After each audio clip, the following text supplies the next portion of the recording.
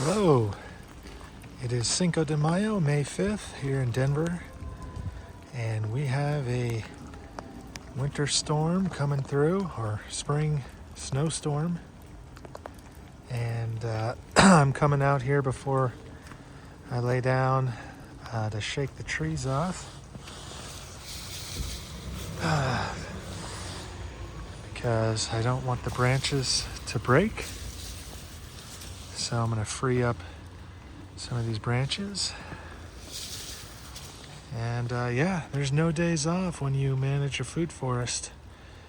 You always got to respond to the changes in Mother Nature, and just little bits at a time.